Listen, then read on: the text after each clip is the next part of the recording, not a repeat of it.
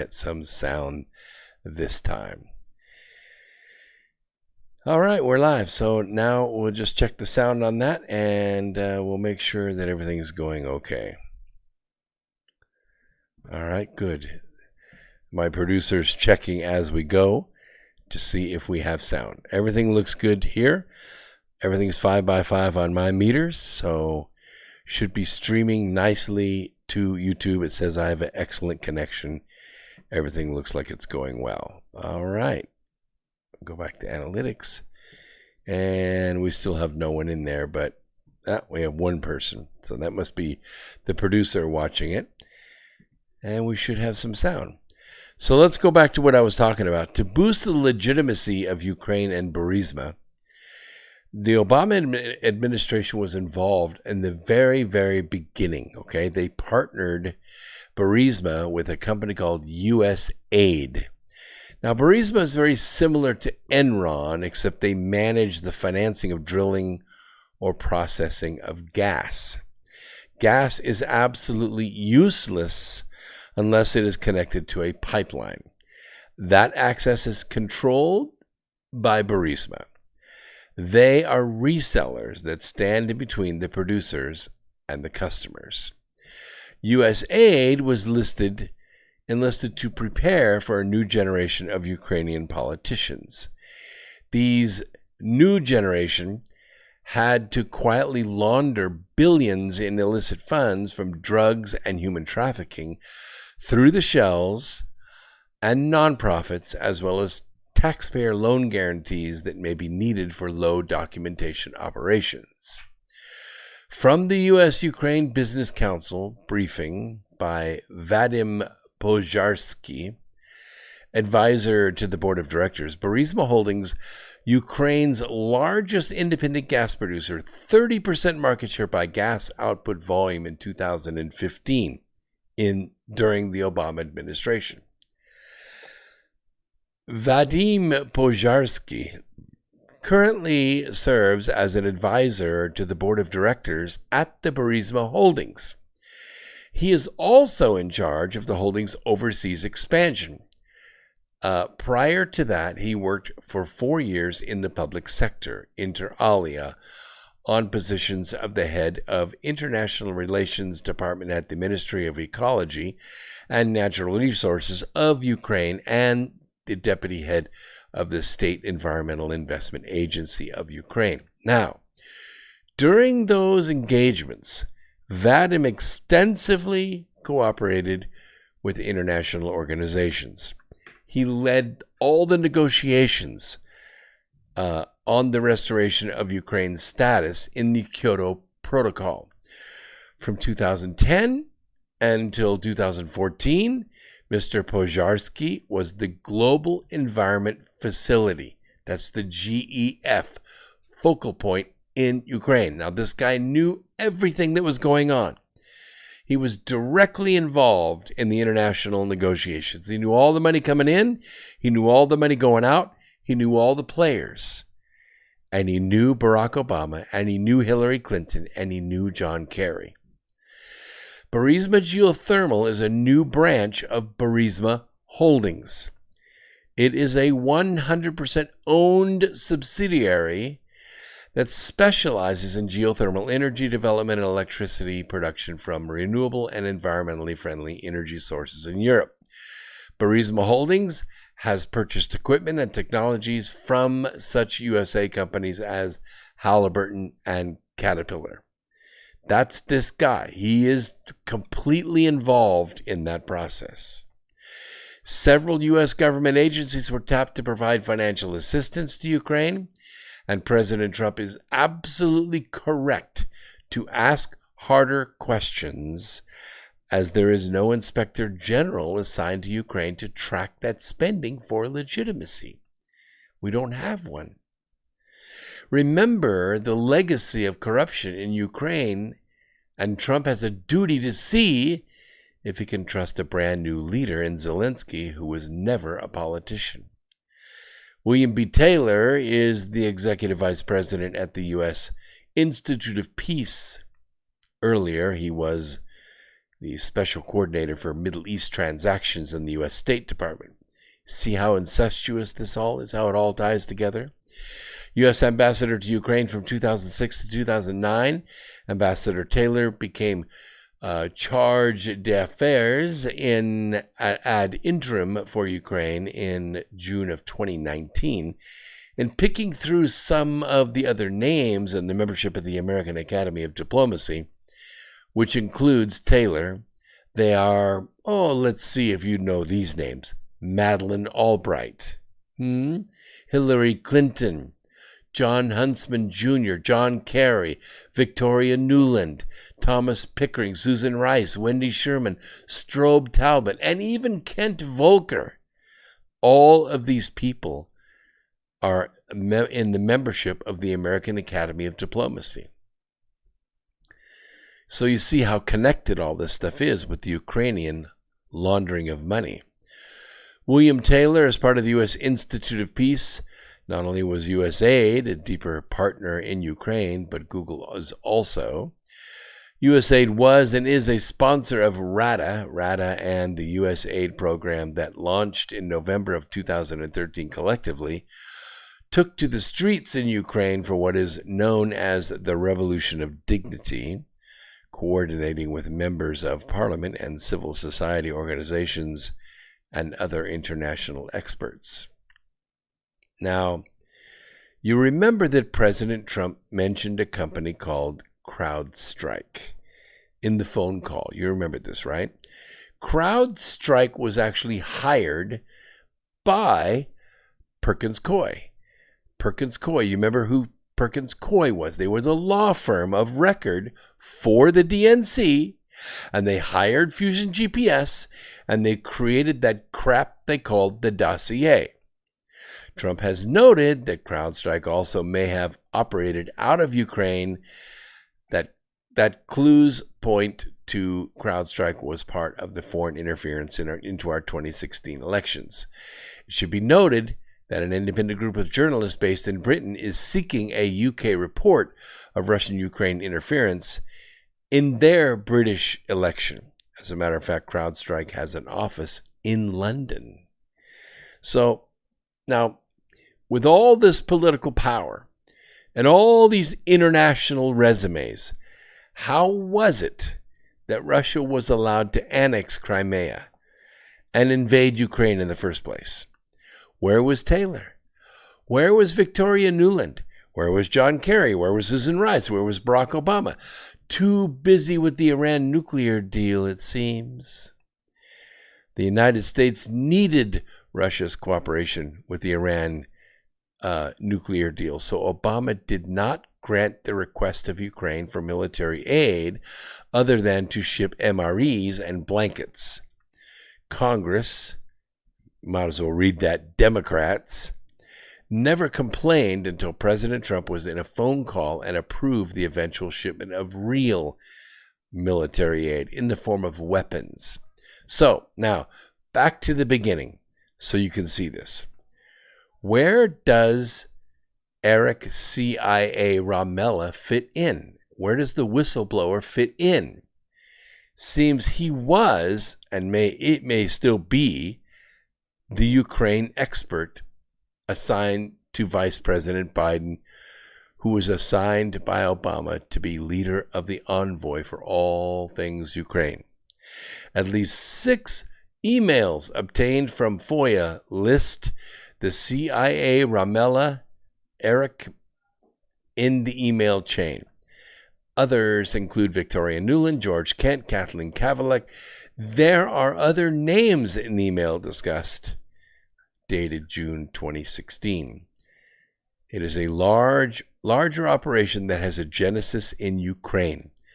There are known quantities of moving parts, but it is clear that Pelosi, Schiff, and perhaps many others at non-government organizations, the State Department, the previous members of the Obama White House, are in fact just a little nervous that Trump and his lawyer Rudy Giuliani are treading in waters made dark by operatives they are working to hide, to defend, and to protect. So, It is no surprise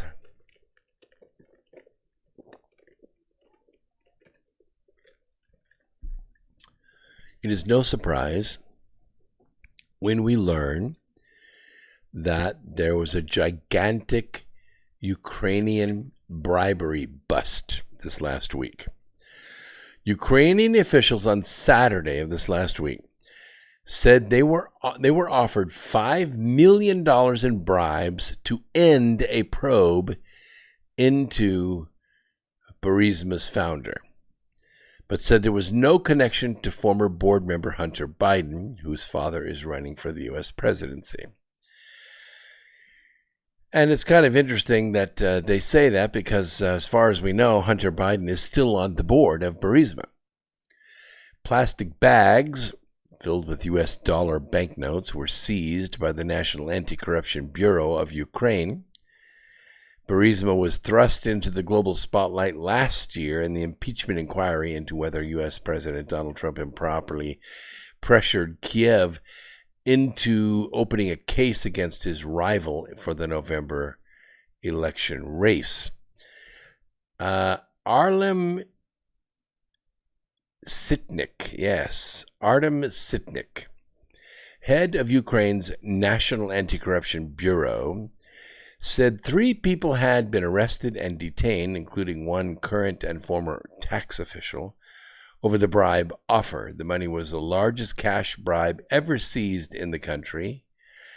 The organization said it was put on display during a press briefing brought by masked men in see-through plastic bags. Why do you think that is? Ukraine is an epicenter of bribery and corruption in the former Soviet states.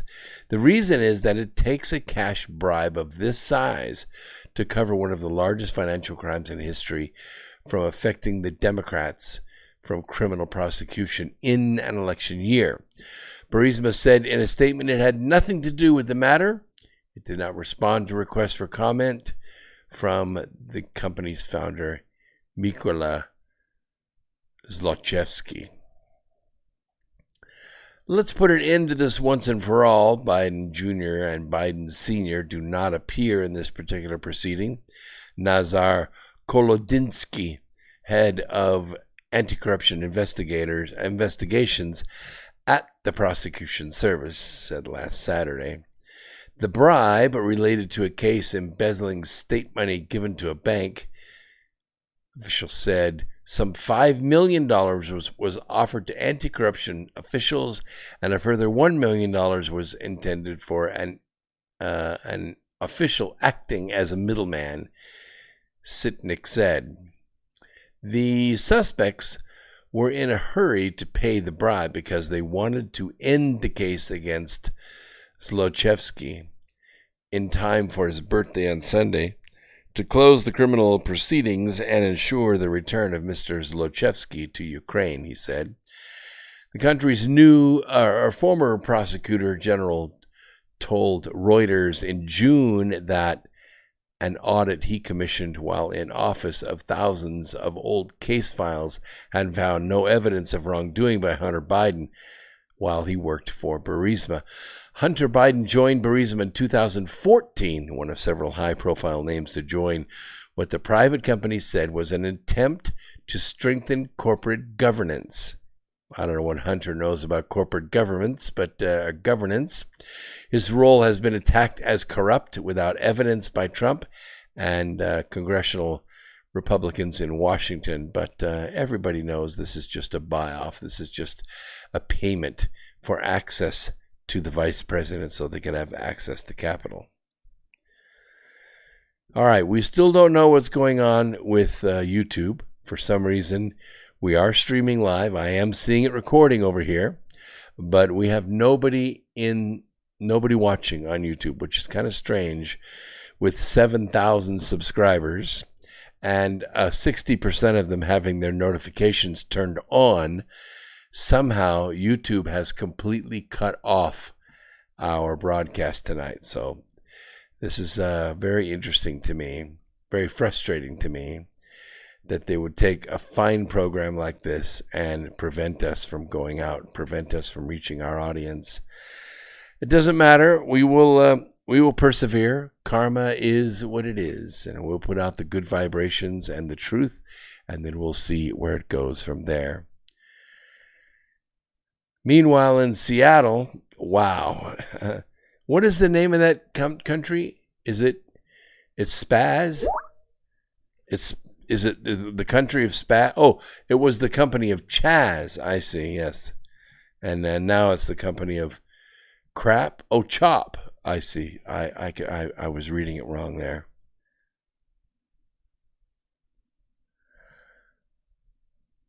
Well, we'll push forward with that and see what happens. But anyway, in the country of Spaz, you don't mind if I call it Spaz, do you? It's so much more appropriate than Chop.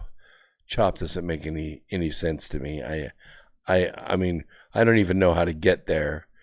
So we're going to call it the country of Spaz. So in the country of Spaz, they've had some rapid developments. And I have to tell you that these Occupy movements, these movements where radicals seize U.S. property and declare it to be a foreign country, this is not the first time. It's happened, several times. It happened in Waco. It happened the Free Republic of Texas. It happened in Montana. I think it happened for a short time in Oregon at the Malheur game refuge.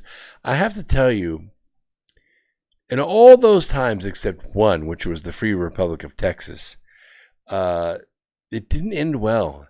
There was bloodshed, because when you seize property inside the United States and then you determine that you're going to declare this its own sovereign nation, and yet the national defense, the internet, the GPS, all of those things that you're taking advantage of are infrastructure that go with America. They don't go with your country. You don't have your own satellite. You don't have your own Navy. You don't have your own National Guard. You don't have your own police force, even though the country of Spaz says they have their own police force. They don't. They don't. They don't have legal deputies. They don't have doctors. They don't have a radio station. But one thing I did find very odd, very perplexing, is the plethora of video that's being taken with cell phones in the country of Spaz and then put on our internet. It's actually put on our Facebook and our Twitter. We're actually seeing footage out of this foreign country. That just completely blows my mind, because it's sort of like when Lucifer and God were in the Garden of Eden, and God said, well, I'm going to take of the dust of the earth and I'm going to create this man, and I'm going to breathe the breath of life into him and he'll become a living soul. And Lucifer said, well, that's not that hard. I mean, I can do the same thing. And God said, well, go ahead, try. We said, hey, no problem. So Lucifer bent down and started gathering up some dust, and God said, no, whoa, wait a minute, wait. You get your own dust. You got to create your own dust. You can't take my dust and make a being out of it. You get your own dust. Now you see how difficult it is. The country of Spaz does not have their own GPS satellites. The country of Spaz doesn't have access to our cell phone networks. The country of Spaz cannot use our legal system, and they can't pay property taxes on buildings that they've seized. That's going to come to roost pretty soon. And so it is without too much surprise that we see this situation beginning to unfold. When we come back from the break, I'm going to share my observations of that and where exactly the country of Spaz is heading. I can tell you right now, in my opinion, which is pretty well educated, they're not going anywhere that's peaceful. Very soon, they're not going to have kids swinging on the swings in the park if there is still a park there in the country of Spaz that they have seized. Well, for one thing, there's no one to take care of the park. And for another thing, I think that what's going to happen is kids are going to be removed from the country of Spaz because it is going to become a very bad situation. Because you're not going to be allowed to keep that property. I don't care what is said. I don't care what was promised. You're not going to be able to keep that property. And my advice to you, if you're living in the country of Spaz right now and you have the ability to fog a mirror, you need to get the hell out of Spaz and make sure that by the time the sun rises tomorrow, you are far away from there. Because this is coming down and it's not going to go well for you. You cannot stand and defend that land that you took from the state of Washington. And you will not be able to stand that land for very long when the people that are running the utilities, the people that are running the nuclear power plants and the phone lines and the gas and take care of the wastewater, when they assert their ownership over the situation. You're not going to be able to last. It won't happen. We'll take a quick break, and we'll let the folks down at Revolution Radio and their producers take care of the commercials, and we'll be back right after this. Don't go away. More Revolution Radio coming to you right after this.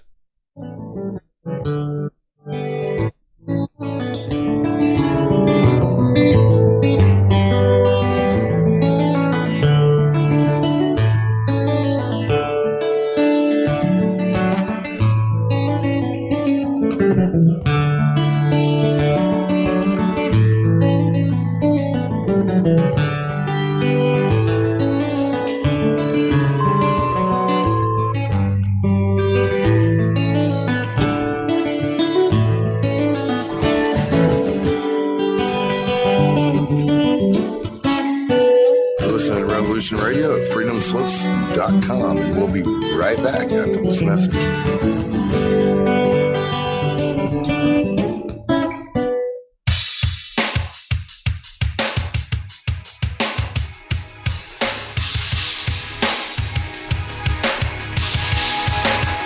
Enter into a world unseen on Raven Star's Witching Hour. You will encounter eclectic topics from the realm of spirit brought into our matrix of truth. With your host, the Solaris Blue Raven. Solaris will bring you an array of unique guests covering topics from ghostly spirits to amazing anomalies, covert technology, UFOs, and shadowy global events. And that's right here at Revolution Radio, freedomslips.com, Saturdays, midnight till 2 a.m. Eastern Time. Revolution Radio, where information never sleeps. Let the magic rise.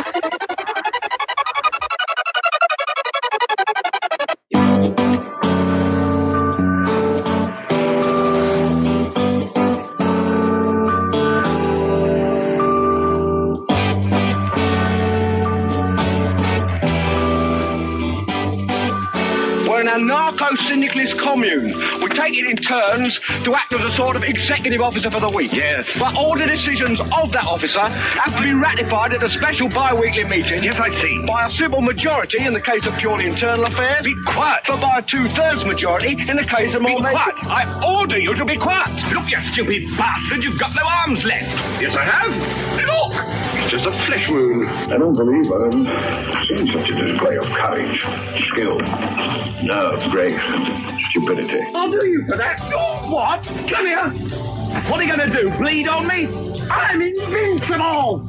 You're a loony. The Black Knight always triumphs. Roundtable Live, Monday through Friday, 1 a.m. till 4 a.m. Eastern Time. Bring your mind, bring your ideas, bring your voice. King Arthur had nothing on us here at Revolution Radio, freedomslips.com. This is the people's war. It is our war. We are the fighters. Fight it then. Fight it with all that is in us. And may God defend the right. Warning, warning. We gotta stop them! They're gonna kill us all! See how the trouble you've started? be they the government, be they industry, be they organized labor, be they anyone, or human beings. Time when the operation of the machine becomes so odious, makes you so sick at heart that you can't take part. You can't even passively take part. And you've got to put your bodies upon the gears and upon the wheels, upon the levers, upon all the apparatus, and you've got to make it stop.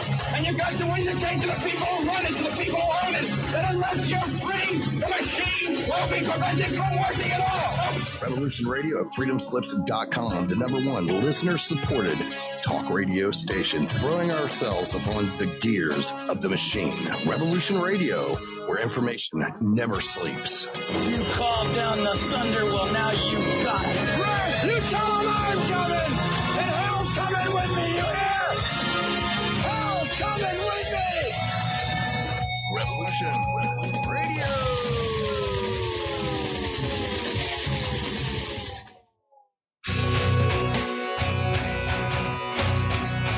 All right. Thanks for listening while we took that short break here at Revolution Radio, freedomslips.com. And now we're going to get back to your host.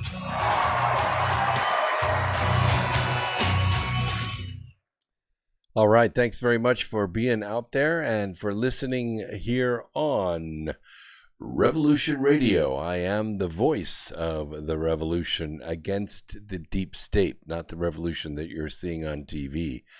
That's a joke compared to this. So what's going on in the country of spaz? A Seattle councilwoman says the 6-block warlord-controlled Capitol Hill Autonomous Zone, known around here as spaz, should permanently remain in the hands of the public, according to Como News. Now, the councilwoman's name is Kshama Sawant, and she's embedded herself in the front lines of Seattle's Black Lives Matter protests over George Floyd's death, which, you know, it can be said that Obama and his crew met a few weeks ago, and they decided that in order to make things happen the way they wanted it to happen, a black man needed to die on TV. Those aren't my words. Those are black man's words as they called into the talk radio program. A black man had to die on TV. And interesting that it was George Floyd. He died after a Minneapolis cop knelt on his neck for nearly 9 minutes. So Miss Sawant says she plans to introduce legislation which would officially convert the neighborhood into a community center for restorative justice. I find that constipative to me, restorative justice. I don't really know what that means, because it doesn't mean justice. Justice is not happening. War is happening, and war is justice denied. While 100% of the nearly $500 million donated to BLM was siphoned away by white Democrats running for president, the media empire keeps the deception alive that the violence is revenge for the murder of George Floyd. It is not. The truth is that the OFA, which owns the BLM, Antifa, and a money laundering organization known as Act Blue, decided weeks ago that they were going to lose the House, they were going to lose the Supreme Court, and they were going to lose numerous governors. They decided that a black man had to die on TV.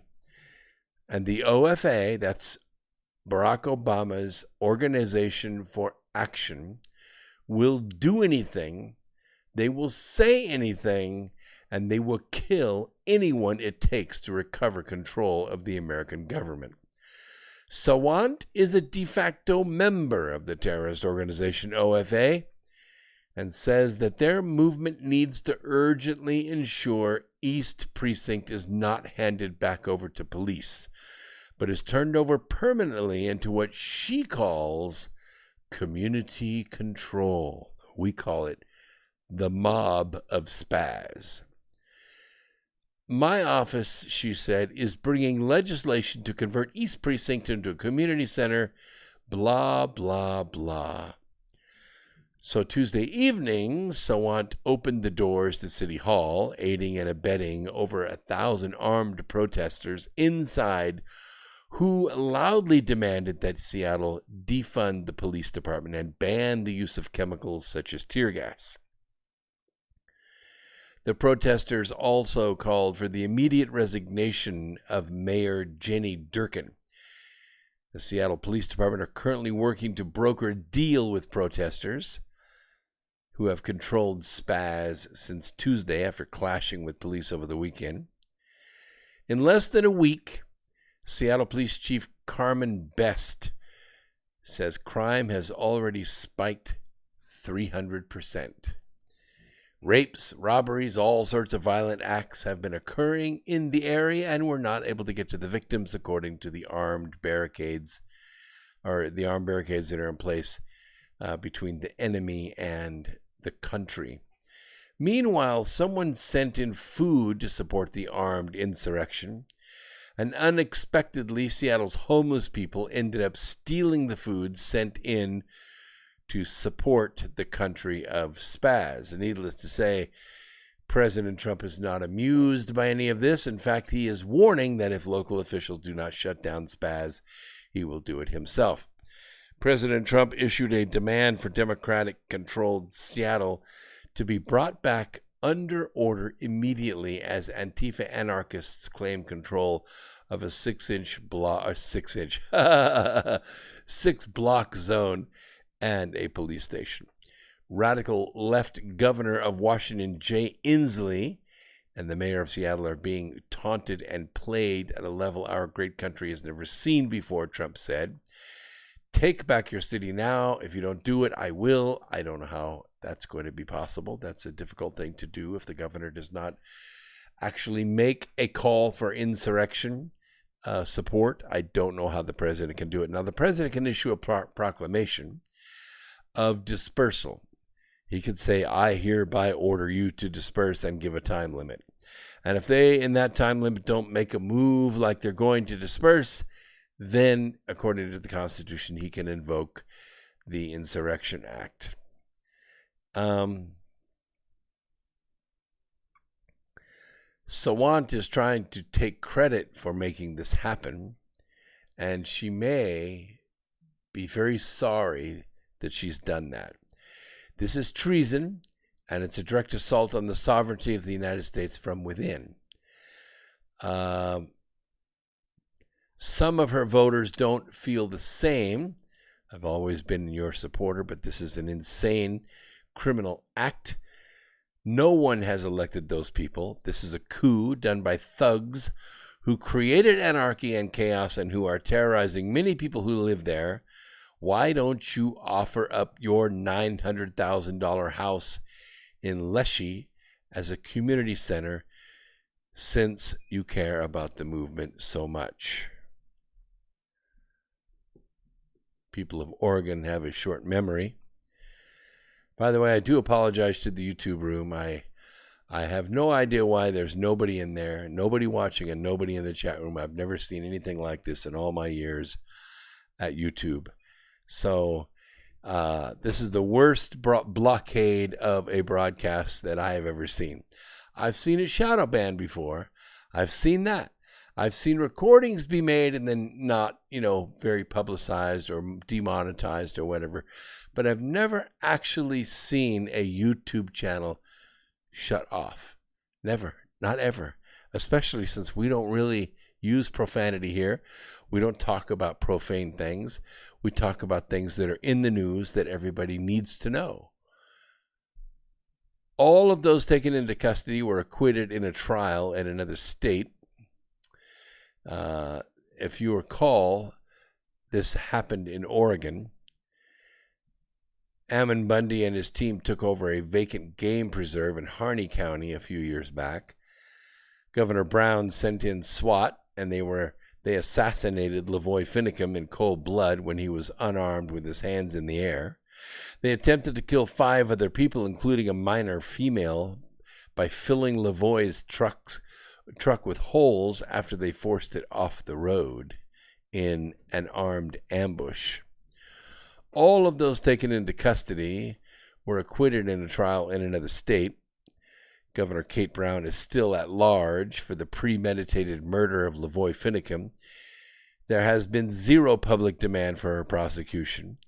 If Raz of Spaz stubs his toe while being arrested this weekend, the entire media empire will call for war.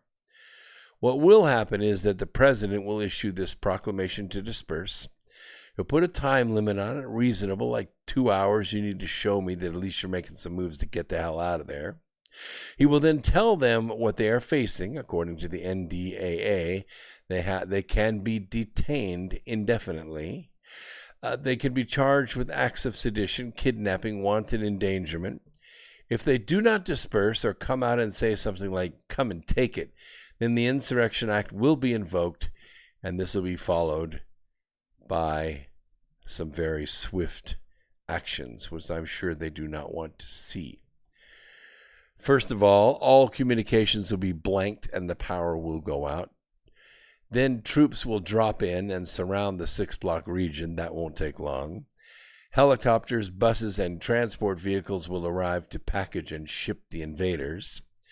They will be taken offshore and moved to Gitmo for processing. The press will try to report, but they'll be getting zero video out of that area. The fallout will be heavy for a few hours. Lawsuits, injunctions, etc. may be filed. It will be of no avail. Those people will be gone, and the entire people of Spaz will be liberated. No one will try this anywhere else in the country. Here is what I worry about. If the president does not move to take these invaders out, they will be resupplied. They'll be sent reinforcements by Iran, China, Soros, and factions inside our own government. And I'm afraid there will be bloodshed. They will inspire others to do the same thing in other Democrat cities, and within a few weeks, the problem will make the border situation last year look like a rodeo. I would say that the airports are full of reporters as we speak to make sure Trump cannot control this situation. This needs to happen within hours, not days. So what else is not happening in the country of Spaz? Well, one of the things that's not happening is no more burritos are being shipped in. As cities across the country are discussing defunding or disbanding their police departments, truck drivers are voicing concerns of safety. 77% of truck drivers say they will refuse to deliver freight to cities with defunded police departments. Truck driving is historically ranked as one of the most dangerous jobs in the country. In 2018, the U.S. Bureau of Labor Statistics reported truck driving as the most deadly job in the country. Truck drivers have spent the last year on the front line of a global pandemic and protests. Now many are fearful of what might happen if police departments disband or are defunded.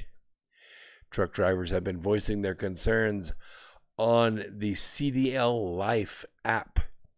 After reading about the concerns, CDL Life posted a poll on the app. They asked drivers on the app, would you pick up or deliver to cities with defunded or disbanded police departments? Why or why not? So this was like 4 days ago.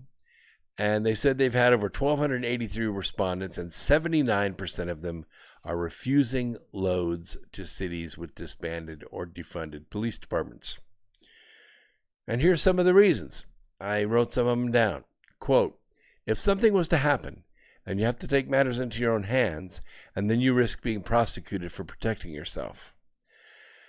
Another one, this is not an area you need to act fearless and think you'd look like a fool for saying no. Imagine what kind of fool you look like for driving into a hotspot and putting your life in danger. Exactly. Another one. I will not deliver to an area with a disbanded police department. My life matter, and I do this for my family. We are already at the mercy of these towns and cities with laws and hate against us for parking, getting a meal, or even using a restroom. Another one, simple. We may not like it all the time, but law and order is necessary. Another one, most places we go already can be dicey, and about the only time you see a cop is when lights come on behind you. True. Another one, for my own safety and security of my customers' loads, I have already informed my dispatcher that I will refuse all loads to cities that have defunded their police departments. Imagine that. The Minneapolis City Council reportedly plans to disband the city's police department. According to the Associated Press on Sunday, a majority of the members of the Minneapolis City Council declared that they support disbanding the city's police department. Lisa Bender, who's the City Council president, said, and I quote, it is clear that our system of policing is not keeping our communities safe. Our efforts at incremental reform have failed. That's because of the way that they implement this. Bender added that the city council is committed to terminating Minneapolis's relationship with the police force. Other cities are planning similar but less dramatic options. For example, New York and Los Angeles said they will reduce budget and deploy other resources such as social and youth programs. And we did see the president today issue an executive order, although, as I said earlier, I don't know what can be done from the federal level. This is typically local police problem. But the city councils and the mayors have put so much more onto the police that never used to be there. They make them collect taxes on cigarettes. They make them, watch parades and do all kinds of extra stuff. And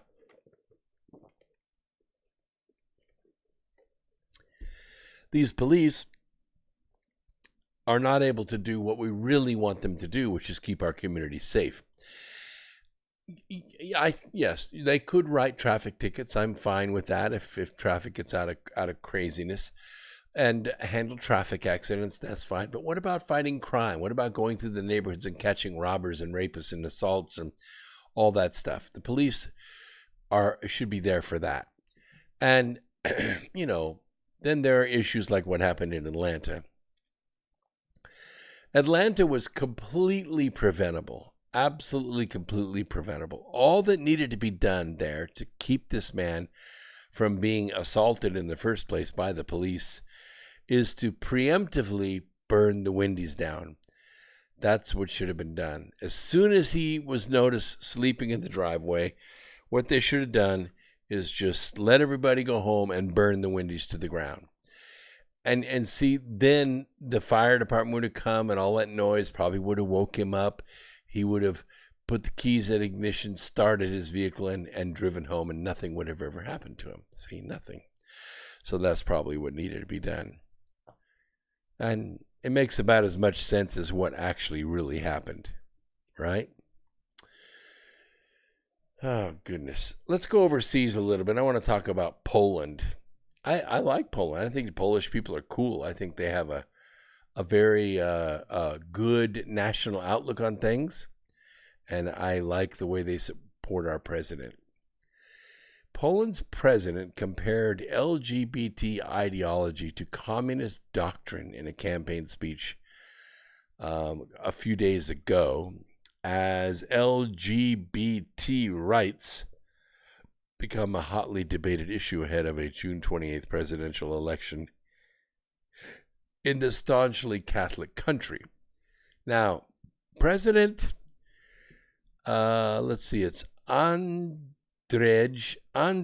Duda, is an ally of the ruling nationalist Law and Justice Party, which dismisses the promotion of lesbian and gay.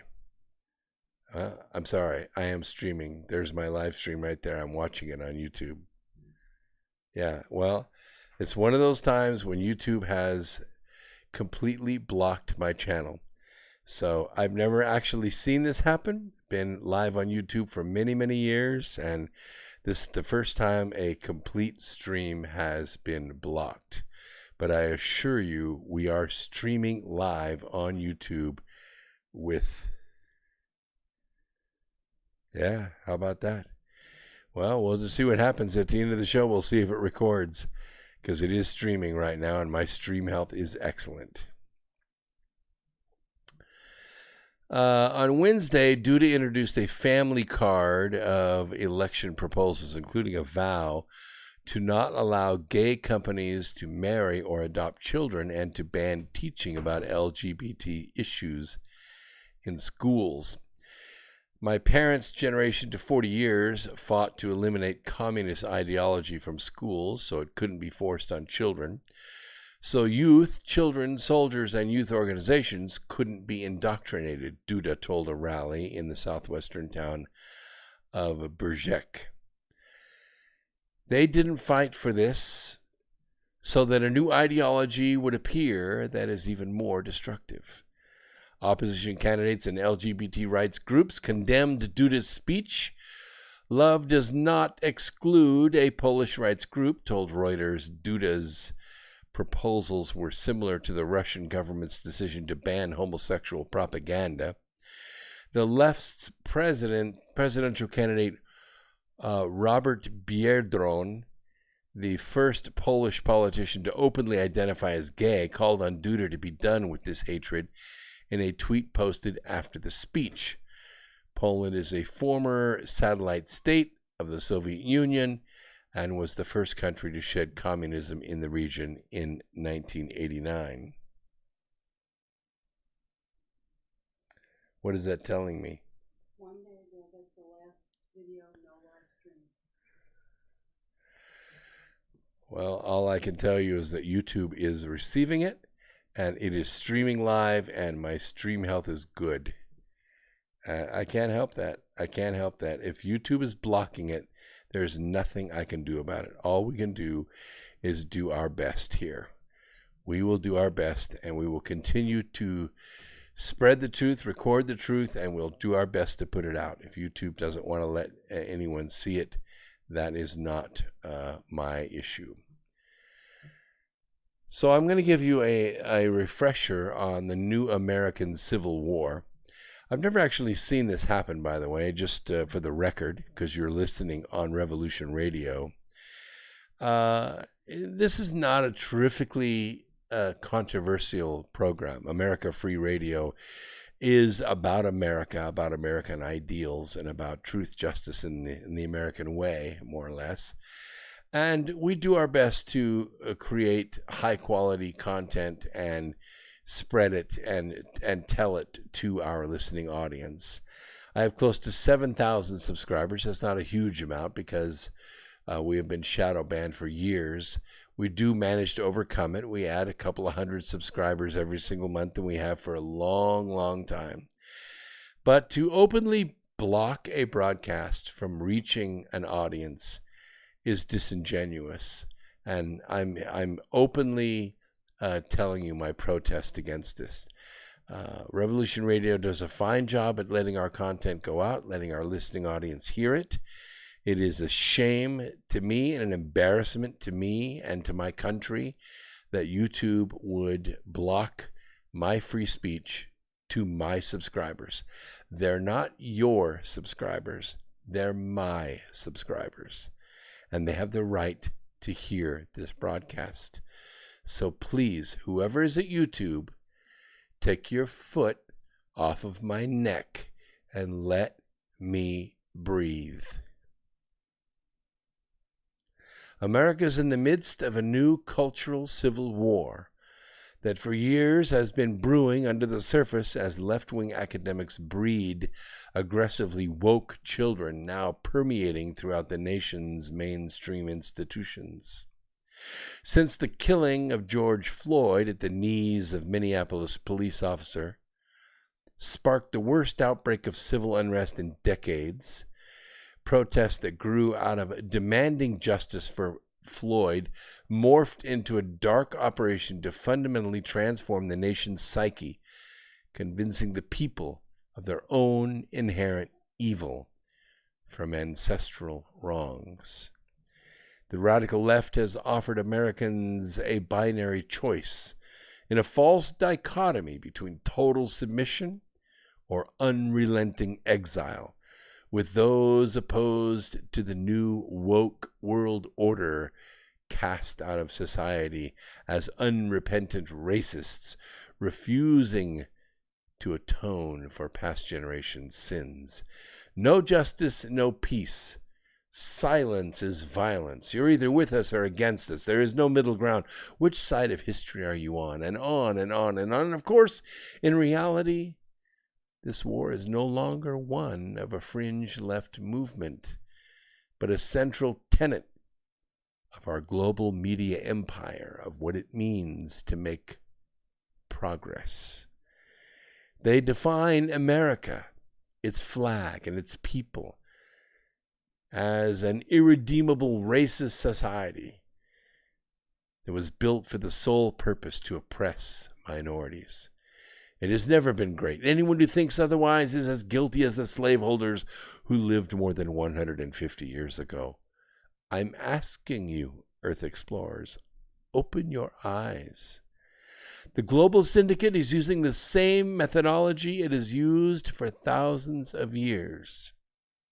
It is commanding its soldiers to purge books, movies, statues, and history itself in its own cultural revolution. We will keep you current with the destruction, updating this list with each new event in its collapse. You know that hundreds of the most successful people in the world have been fired from lack of allegiance to the new woke overlords.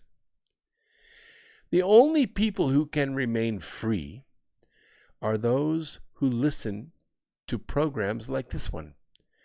When you fall to the rage command, you will get lost in the swift current of hatred.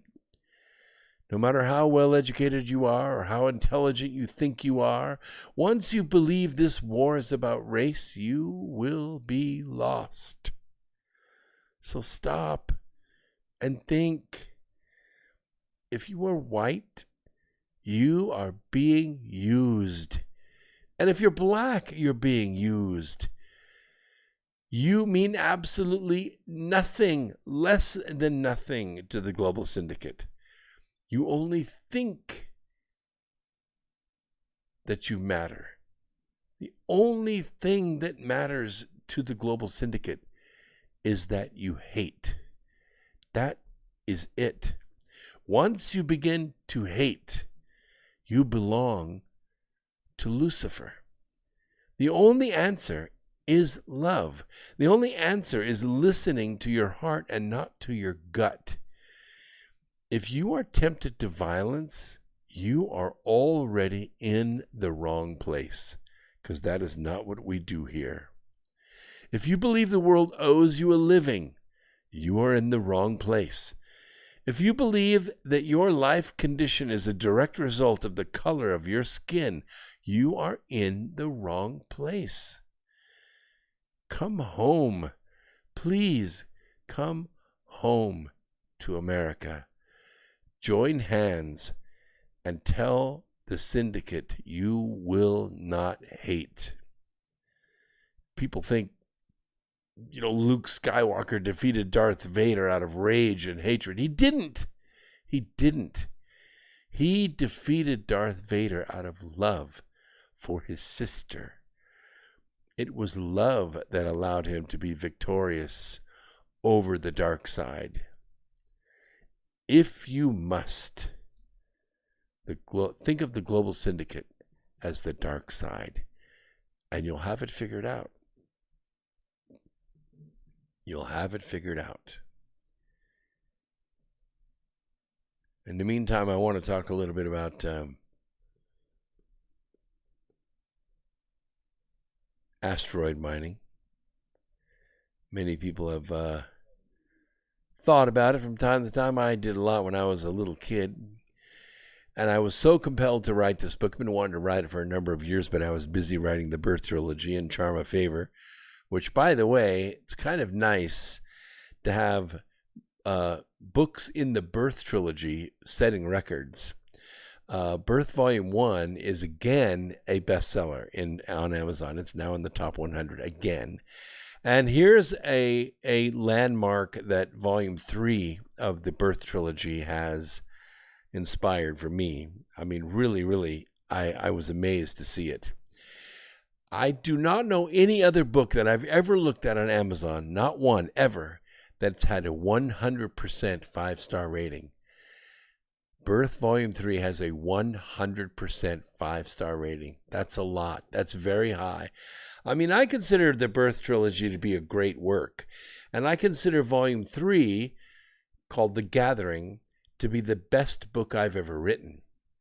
So much of my soul are in these books, but that one in particular. And evidently the readers agree with me. The readers agree with me. They are saying that Birth Volume 3 is a great book, and I agree with that. So my 11th book is called Asteroid Mining, The Future of Energy.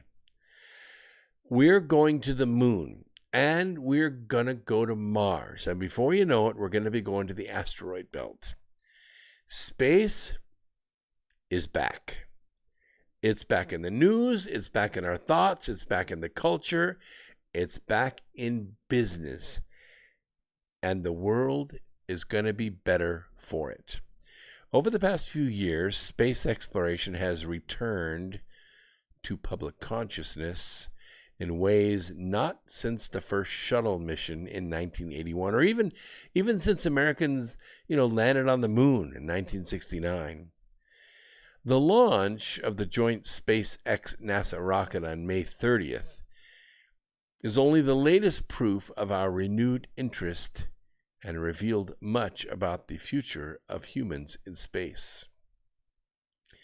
The key is private industry. What used to cost the government $54,500 per kilogram of payload lifted into orbit now costs SpaceX just $2,720, saving 95%. Now, the reduction of cost, of course, is one of the things private industry is supposed to be good at, right? I mean, we think that competition, that free enterprise, that's the way to bring costs down because it increases innovation and it increases competition. The most recent launch of the SpaceX Dragon module atop a Falcon rocket cost an estimated $55 million. And SpaceX founder Elon Musk claims the future cost of his reusable rockets could fall to a shockingly low $2 million per launch. The government should continue dedicating tens of millions of dollars to space when private industry can achieve so much at astoundingly low costs. The other thing about private industry, however, is that eventually it has to make a profit. It has to make money. Nobody in private industry is going to keep pouring money into something that just keeps losing money. So, prior to colonization, which we are still likely decades away from achieving, I think, the options are very limited because you have to have people. You got to have manpower. You got to have experts on the ground. One of the reasons that we have such a problem putting probes on the moon is because the gravity field around the moon is so lumpy. It's so amorphous. You can't just send something up and say, okay, we're going to burn for, 18 minutes and 25 seconds, and that's going to slow the ship down to, 50 feet per second, and then we're going to one final blast right before they hit the ground, and it's going to land softly. And it doesn't work that way. What happens is your probe ends up hitting the surface at about 400 miles an hour and just splatting across the surface. And people say, but how can that be? This is 2020. We landed on the moon in 1969. Yes, we did. Yes, we did. But it wasn't automated. Those guys flew They flew the Eagle to the ground, and that you can do because a man can fly. A man can see the ground. He can look out the window and he can fly that to the ground because he has control. But you can't do it remotely. The government is going to accomplish this at very low costs because private industry is going to be involved, and private industry has to make money at it. So,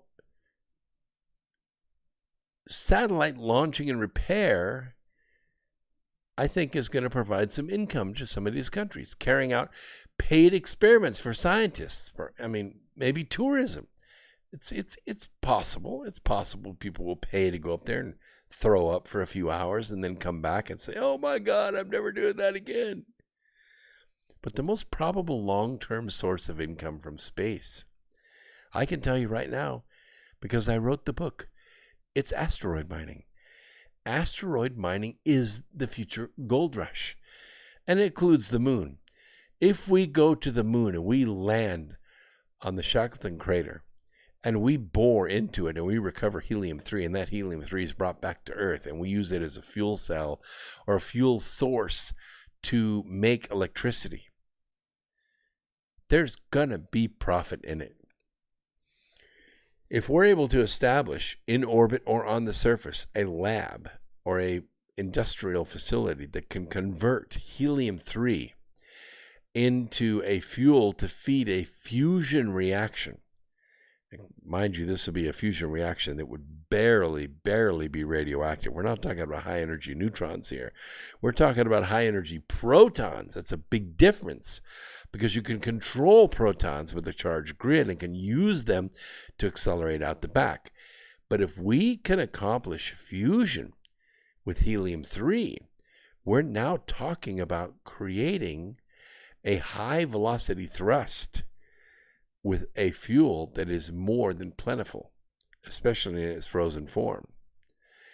And we're talking reducing the amount of time it takes to go from cislunar orbit to Mars orbit from 70 days, from 7 months down to 70 days. That's doable. That is really doable. Mars and the asteroid belt is doable at those kinds of speeds. We can achieve artificial gravity at those speeds.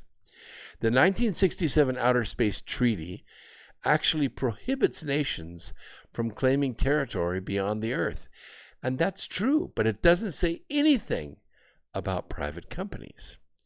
The moon and other celestial bodies, it notes, are not subject to national appropriation by claim of sovereignty, by means of use or occupation, or by any other means. But it's going to be very easy for lawyers to argue about what these terms mean. National appropriation is not necessarily the same as private property rights. If a private company acquires access to Ceres or access to L4, L5 with a moved large asteroid, one that we could use as a base, it belongs to them. Space law used to be entirely academic, but now it is a rising field. NASA is actually funding asteroid mining research.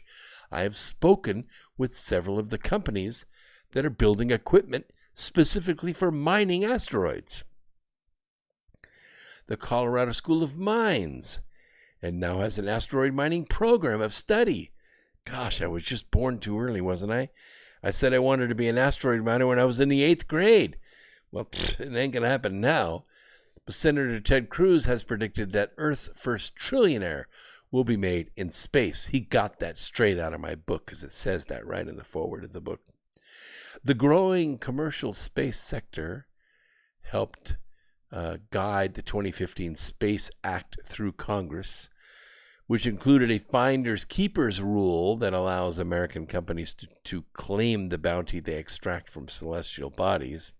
As a result, private equity funds for space-related startups massively increased because they could see a return on the investment, especially a large asteroid that's made out of solid platinum. What do you think about that? The first quarter of 2019 alone saw $1.7 billion in equity capital for space companies. There's been a couple of snags, yes, there has been, because President Trump's executive order internationalizes that effort. So it kind of shot finders keepers, first one there wins kind of attitude, but it's not completely out of the picture.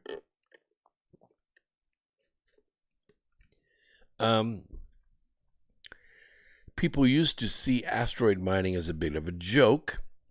That's what they said in the 8th grade when they asked me what I wanted to be. Peter Ward wrote a book called The Consequential Frontier. And in his book about space privatization, it was kind of interesting. He believes the commercial space industry is maturing to the point where it is more serious. I think even he is behind the times here. Private industry seeks two things in asteroid mining. And this isn't too crazy because there is not much in the way of fuel in the asteroids except for water and minerals.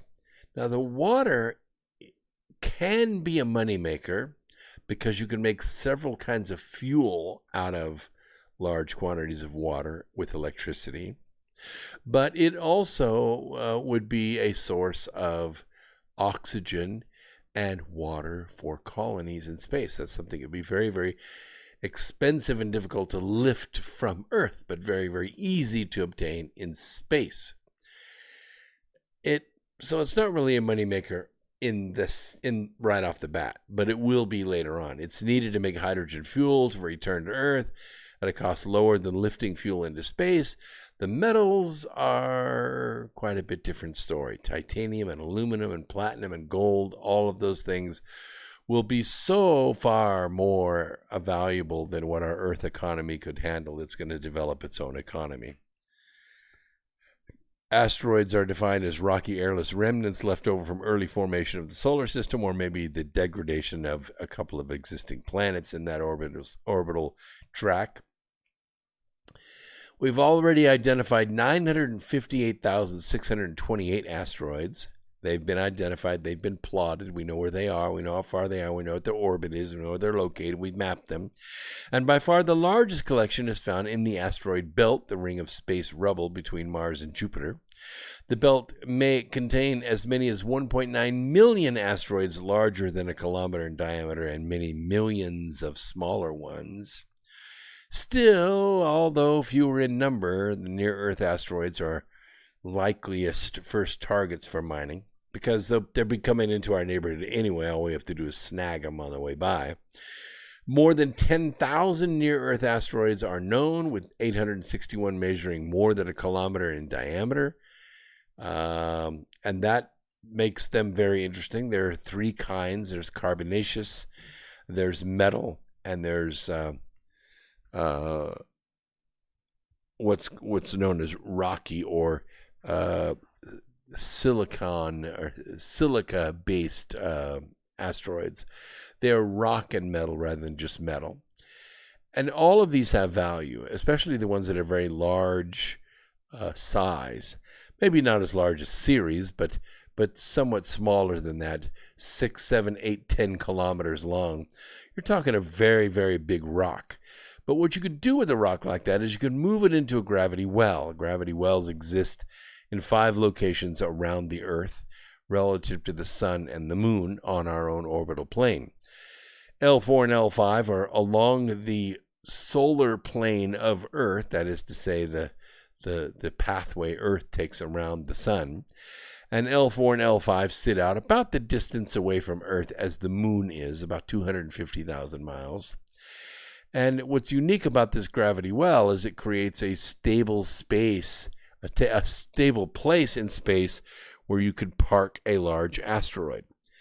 Sometimes Trojan asteroids will park themselves there, but they're usually not very big, kind of like a pile of rubble. But if you put a large one there, you have a semblance of some small gravity, and you can turn that large one with the proper equipment into its own space station. If you're parked in L4 or L5, one of the things that you are definitely susceptible to are the direct effects from a solar flare, a coronal mass ejection, something like that, a fast, high energy solar wind. So while you're in this gravity well, you need to have something besides an aluminum can to protect your butt. And so you actually turn the asteroid into a space station. That's what Ceres is in the popular series, The Expanse. They take the asteroid and they add equipment to it. They add rockets to it. They add interior structures to it. Now you have this huge body that can be used as a space station directly. You could put people on the inside of it or on the surface of it, and now you have a way to protect yourself against solar radiation, get all the solar energy that you need, and still be able to have low gravity lift capabilities from these these space stations. And they don't even have to be international space stations. They could be private space stations. You just pay a docking fee and, hitting the 10 forward or the gym or whatever, and then going on your merry way, refueling people, etc. So the material potential for asteroid mining is absolutely astounding.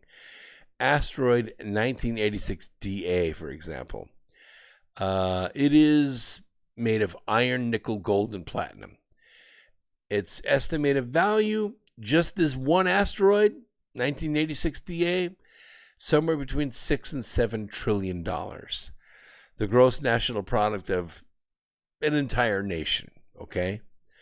Of course, at least 3 kilometers in diameter, asteroid 1986 DA is way too large to be retrieved anytime soon. But the potential for treatment out there, for accessing it out there, is very, very high. Why? Because there's a good return on investment. Of course, at 3 kilometers in diameter, it is, like I said, too big to retrieve. But the potential for great wealth is there. These big asteroids, big ones like Ceres and Vesta, they're too big to move. There's so much inertia, and if you did get them moving, you wouldn't be able to control them. And regardless, they'd probably count as celestial bodies under the Outer Space Treaty. But the smaller asteroids can certainly be moved. It isn't real estate, okay? It's just a stone. It's just a rock in space, all right? A 25-meter wide metallic type asteroid might hold 33,000 tons of extractable metal, including $50 million in platinum alone. A 7-meter carbonaceous type asteroid would hold 24,000 gallons of water for generating fuel and oxygen. John Shaw, a major general in the U.S. Space Command, insists that the United States is not going to be sending humans into space for national security purposes anytime soon. That leaves policing and trading in the hands of you and me. Pretty simple and pretty scary at the same time. So what do you think? What do you think of all this? What do you think of asteroid mining as a real private industry? There are no legal barriers currently stopping anyone who wants to stake out and mine an asteroid with magnetic rakes or low-gravity sifters or asteroid anchors and all the other fantastic technologies that suddenly become feasible. Yes, it's going to be the wild, wild west out there for a while, a modern gold rush, just as science fiction has often imagined. But that's probably a good thing. Private industry will have to operate more cheaply than government. It's as simple as that. It will be forced by the need of profits to push faster out into the solar system. And by harnessing the inherent positive competition of the free enterprise system and the kind of dangerous trial and error experiments that government makes hostile, further private space exploration is poised to create incredible new technologies beyond our imagination. Why? Because it pays off. Not because it gives a PhD, not because it gets you through college, not because it gives you great public notoriety, but because it makes money. Because you are going to control the technology that gets people from here to there. I mean, why spend $1 billion to work around it when all you have to do to access it is simply paddle out there, all right? Younger generations are going to be filled with purpose, and they're going to be inspired to join an innovative and exciting new field. In other words, I say, hey, buckle up, everybody. Space is back. All right, let's see. I don't want to talk about spaz anymore. Election. Election? What election? Federalist co-founder Sean Davis stated that the Federalist never got any notice from Google over the threatened demonetization of the site, similar to what we're going through tonight with YouTube. Here we are, sending our live stream out the same way as we have done twice a week for years, and YouTube has completely blocked it. YouTube is actually showing no live stream whatsoever on my channel, and yet I'm looking at it right here. Here's my live stream on YouTube Studio on my channel. So the only conclusion that we can draw is that YouTube has, rather than demonetizing my highly popular programs and my right on the money analysis, they just simply blocked the stream altogether. Nobody can see it, and so no one cares.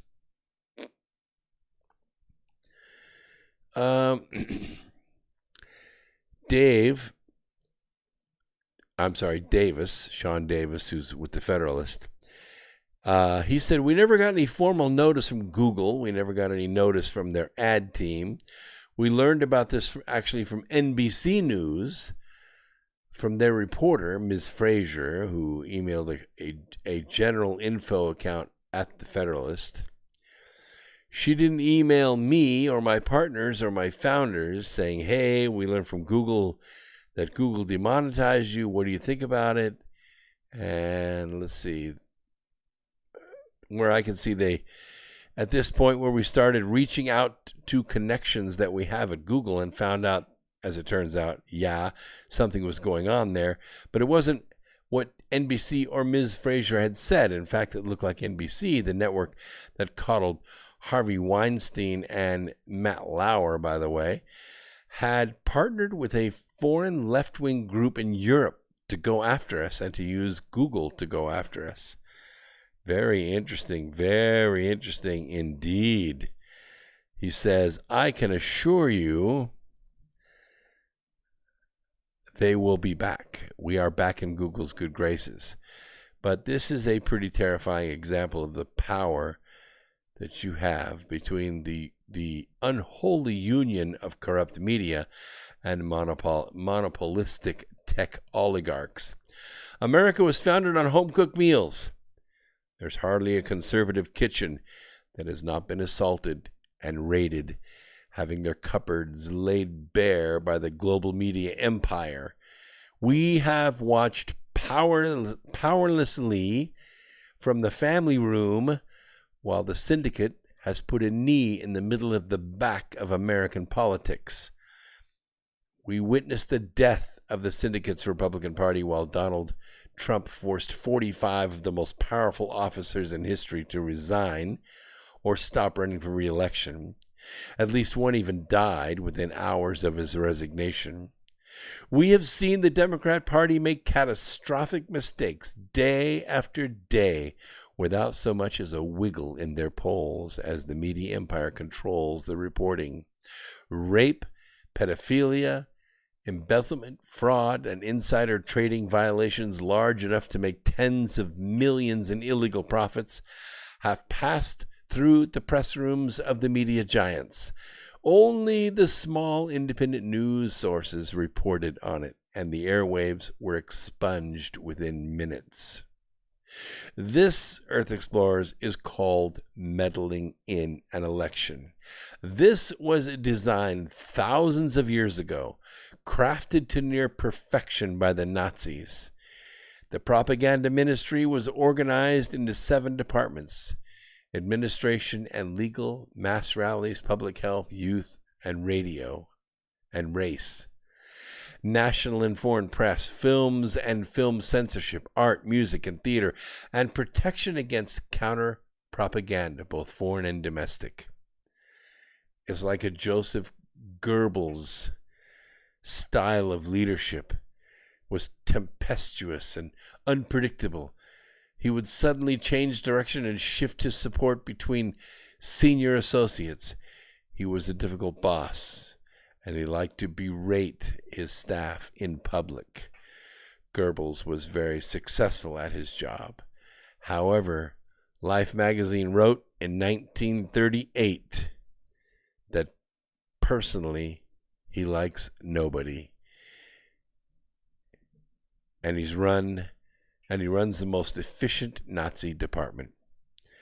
John Gunther wrote in 1940 that Goebbels is the cleverest of all the Nazis, but could not succeed Hitler because everybody hates him. The Third Reich Chamber, which all members of the film industry were required to join, was created in June of 1933. Goebbels promoted the development of films with a Nazi slant and ones that contained subliminal or overt propaganda messages.